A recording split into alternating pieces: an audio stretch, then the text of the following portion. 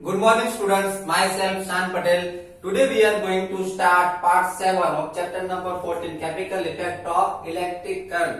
बच्चों जैसे कि हमारा चैप्टर नंबर 14 चल रहा है chemical effect of electric current में आज का जो लेक्चर है पार्ट 7 वो हमारा इस चैप्टर का लास्ट लेक्चर है। ओके, इससे पहले के लेक्चर में पार्ट 6 में मैंने आपको इलेक्ट्रोप्लेटिंग के बारे में समझाया था।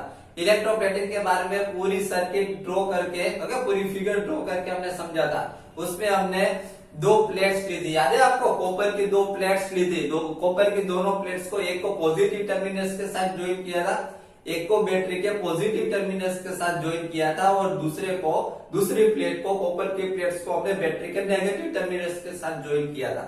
और उसमें से बाद में इलेक्ट्रिक करंट जैसे इलेक्ट्रिक करंट उसमें से पास होता है तो कॉपर एक प्लेट के ऊपर क्या आ जाता है? कॉपर, है ना, कॉपर का लेयर चढ़ जाता है। ओके, तो ये जो इलेक्ट्रोप्लेटिंग बच्चों ये प्रोसेस जो है वो हमने देखी, लेकिन अगर आपके दिमाग में एक क्वेश्चन हो कि सर ये इलेक्ट्रोप्लेटिंग जो प्रोसेस जो है हमारी डेली लाइफ में वो कहाँ पे यूजफुल होगी, तो आज का लेक्चर पार्ट 7 इसी के बारे में हम डिस्कस करने वाले हैं कि इलेक्ट्रोप्लेटिंग जो प्रोसेस जो है हमारी डेली लाइफ में कहाँ पे वो यूज होती है। Okay, see here electroplating the process of depositing a layer of any desired metal on another material by means of electricity is called electroplating। बच्चों यहाँ पर इलेक्ट्रोप्लेटिंग की डिफाइन दी है कि एक मेटल के ऊपर दूसरे मेटल का लेयर जब चढ़ाया जाता है, एक मेटल के ऊपर दूसरे मेटल का जब लेयर चढ़ाया जाता है, लेकिन किस तरीके से? बाय इलेक्ट्रिसिटी की हेल्प से, तब उसको इलेक्ट्रोप्लेटिंग कहा जाता है। Okay, see here it is one of the most common applications of chemical effect of electric current। बच्चों ये chemical effect of electric current की सबसे मोस्ट कॉमन एप्लीकेशन है इलेक्ट्रोप्लेटिंग। इसमें chemical effect of electric current use होता है, उसकी help से हम इलेक्ट्रोप्लेटिंग कर सकते हैं। ओके, मोस्ट ऑफली ये मेथड जो है बहुत सारी जगह पे यूज होती है। कहां पे यूज होती है वो हम देखते हैं। Electroplating is a very useful process. It is widely used in industry for coating metal objects with a thin layer of different metal। बच्चे इलेक्ट्रोप्लेटिंग जो प्रोसेस है वो बहुत ही यूजफुल है। बहुत सारी जगह पे इलेक्ट्रोप्लेटिंग प्रोसेस यूज होती है। जब थिन लेयर एक मेटल के ऊपर दूसरे मेटल का जब थिन लेयर चढ़ाना हो तब इलेक्ट्रोप्लेटिंग प्रोसेस जो है वो यूज होती है। बहुत सारी इंडस्ट्री में भी इलेक्ट्रोप्लेटिंग प्रोसेस यूज होती है। Next, the layer of metal deposited has some desired property which the metal of the object lacks। बच्चों यहाँ पर ऐसा बताया गया है कि कोई भी ऑब्जेक्ट, कोई भी मेटल है, अगर उसमें कोई कमी है, लैक्स का मतलब होता है कि कमी, अगर उसके ऊपर कोई दूसरे मेटल की कोई लेयर की कमी है तो उसके ऊपर वो दूसरा जो मेटल जिसकी कमी है वो प्रॉपर्टीज जो है ओके वो इस मेटल के ऊपर चढ़ाई जाती है। समझ में आ रहा है?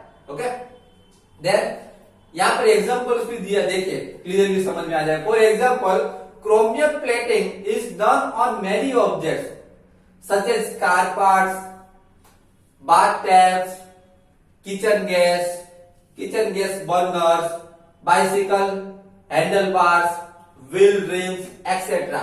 बच्चों यहाँ पर ऐसा बताया गया है कि क्रोमियम, बहुत सारी ऐसी थिंग्स है जहां पे क्रोमियम प्लेटिंग किया जाता है, क्रोमियम का लेयर जो है चढ़ाया जाता है। कहां पे देखिए, यहाँ पर कुछ एग्जांपल्स भी दिए सच कार पार्ट्स में, बाथ टैप्स में, किचन गैस बर्नर्स में, बाइसिकल में, हैंडल बार्स में, व्हील रिम्स में। बराबर, यहाँ पर आपको फिगर दिख रही है, ध्यान से देखिए फिगर। ओके, यहाँ पर सब दिखाई गई है, जितने भी पार्ट्स दिख रहे हैं फिगर में, सभी पार्ट्स के ऊपर ये जो लेयर है क्रोमियम का लेयर वो चढ़ाया जाता है। ओके, यहाँ पर सब एग्जांपल आपको जो दिख रहे हैं फिगर में, सभी के ऊपर मोस्ट ऑफ ऐसे लेयर जो इलेक्ट्रोप्लेटिंग के थ्रू ऐसे लेयर चढ़ाए जाते हैं जो हमें यूजफुल होते हैं। Okay, then chromium is a shiny appearance. बच्चों क्रोमियम जो है वो शाइनी अपीयरेंस है। ओके, एकदम हमने देखा होगा बाइसिकल का हैंडल देखो, ऐसे बहुत सारी थिंग्स देखो तो एकदम आपको शाइनी दिखेगी। ओके, तो क्रोमियम का जब लेयर उसके ऊपर दूसरे मेटल के ऊपर जब क्रोमियम का लेयर चढ़ाया जाता है तो एकदम शाइनी दिखता है वो। It does not corrode. बच्चों क्रोमियम लेयर जो है वो कभी कोरोड नहीं होता। ओके, समझ में आ रहा है। कोरड पे उसके ऊपर रस्ट नहीं लगता, क्रोमियम का जो लेयर है उसके ऊपर कभी कोरोड नहीं होता, उसके ऊपर कभी रस्ट नहीं लग सकता। एक रेजिस्ट स्क्रैचेस, उसके ऊपर इजीली स्क्रैचेस भी नहीं आएंगे। आपने बहुत सारे जैसे देखे होंगे, जैसे कि मैंने आपको बोला बाइसिकल का जो हैंडल है, व्हील रिम्स है, उसके ऊपर आप स्क्रैच करने की ट्राई करना, उसके ऊपर कभी स्क्रैच नहीं आएगा। मोस्ट ऑफली ये क्रोमियम लेयर जिसके ऊपर हम चढ़ाते वो क्रोमियम लेयर के ऊपर कभी स्क्रैच नहीं आता। Okay, then however chromium is expensive and it may not be economical to make wall objects out of chromium। बच्चों यहाँ पर ऐसा बताया गया है कि ये क्रोमियम जो है वो बहुत ही एक्सपेंसिव है, बहुत ही महंगा है। अब एक्सपेंसिव है तो पूरा जो ऑब्जेक्ट है, वॉल ऑब्जेक्ट, पूरा ऑब्जेक्ट हम क्रोमियम का तो खरीद नहीं सकते। समझ में आ रहा है, पूरा क्रोमियम का ऑब्जेक्ट हम परचेज नहीं कर सकते क्योंकि क्रोमियम जो है बहुत ही एक्सपेंसिव है, वो महंगा है।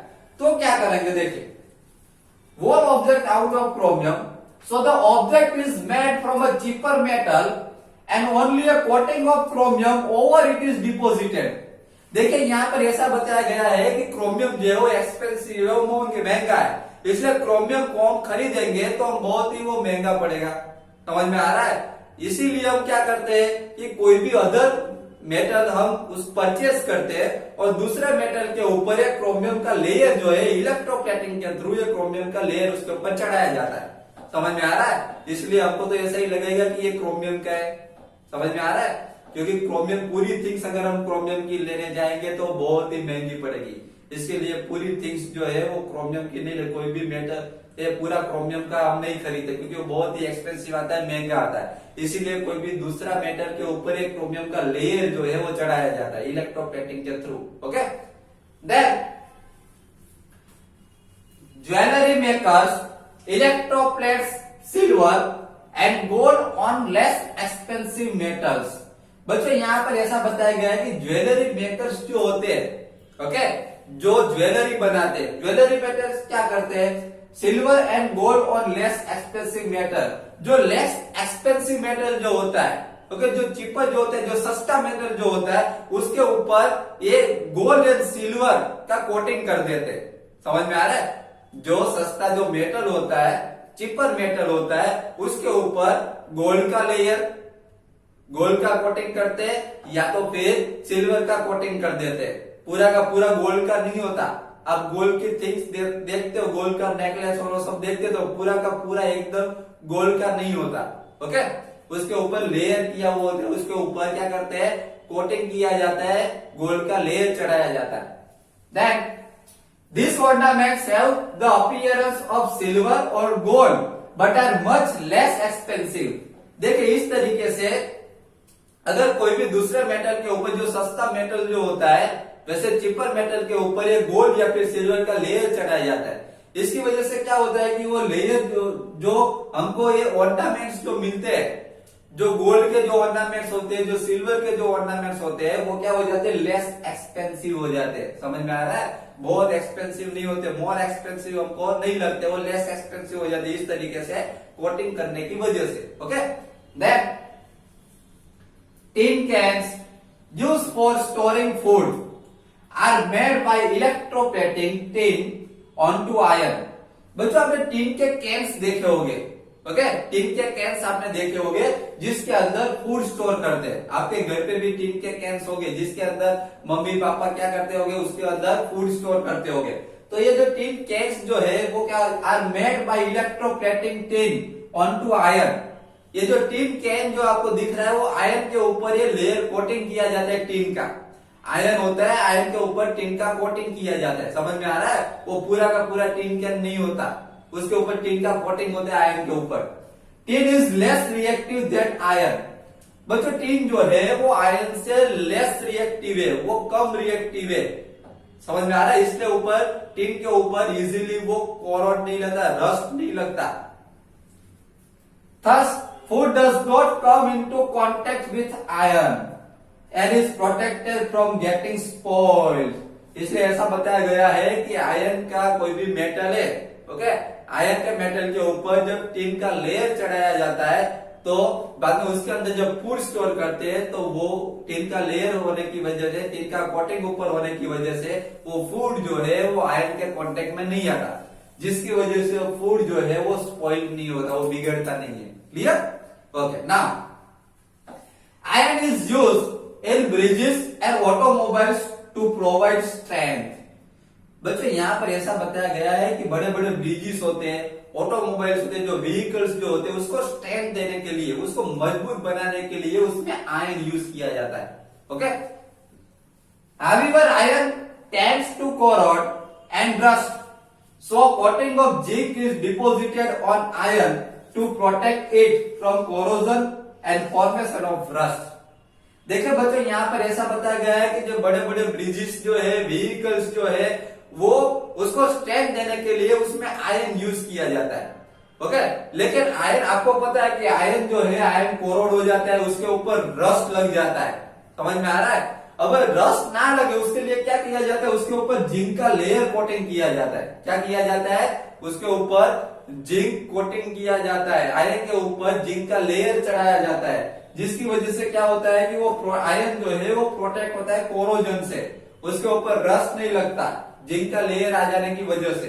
एंड फॉर्मेशन ऑफ रस्ट, समझ में आ रहा है? कोरोजन और रस्ट से क्या हो सकता है, वो बच सकता है आयरन का लेयर। ओके, तो बच्चों यहाँ पर इस चैप्टर का पार्ट 7 जो है, इस चैप्टर का लास्ट पार्ट इलेक्ट्रोप्लेटिंग जो है कहाँ पे यूज होता है। ओके, तो आज के लेक्चर में ये समझा कि इलेक्ट्रोप्लेटिंग जो है वो बहुत सारी जगह पे यूज होता है। जैसे कि हमने एग्जांपल देखा कि गोल्ड ऑर्नामेंट्स जो है, gold and silver ornaments. Okay, तो ऑर्नामेंट्स के ऊपर भी क्या करते हैं हम, इलेक्ट्रोप्लेटिंग। ऑर्नामेंट्स के ऊपर जो ऑर्नामेंट्स अगर डायरेक्टली गोल्ड के हम लेने जाएंगे तो वो बहुत ही एक्सपेंसिव होते हैं, गोल्ड के ऑर्नामेंट्स बहुत ही महंगे होते हैं।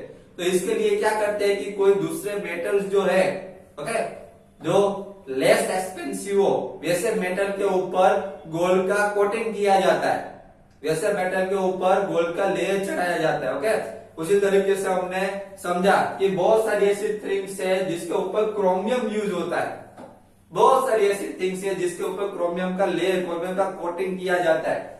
जैसे कि यहाँ पर हमने कुछ यूज कार पार्ट्स जो है, bath taps, kitchen gas burners, bicycle handle bars, wheel rims, ऐसे बहुत सारे ऐसे थिंग्स है जिसके ऊपर क्रोमियम का लेयर चढ़ाया जाता है।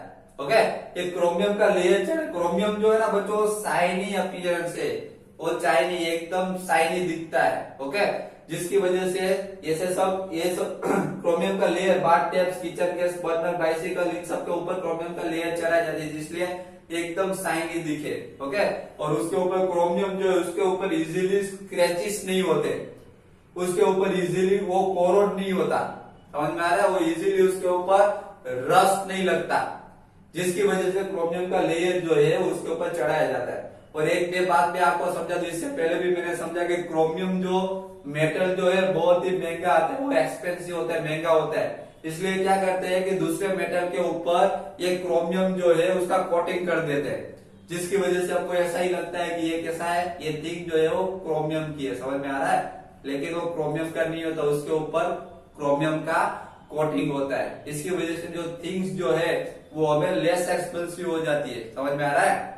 वो हम बाइंग कर सकते हैं। ओके, तो बच्चों आज का लेक्चर पार्ट 7 जो है यहाँ पर कंप्लीट हो रहा है। इसके साथ चैप्टर नंबर 14 जो है वो भी यहाँ पर कंप्लीट हो रहा है। ओके, इसकी पीडीएफ जो है वो मैं आपको अपने स्कूल की जो एप्लीकेशन है उसमें सेंड कर दूंगा। पीडीएफ आप अपनी नोटबुक में नोट डाउन कर लीजिएगा। Okay, thank you very much.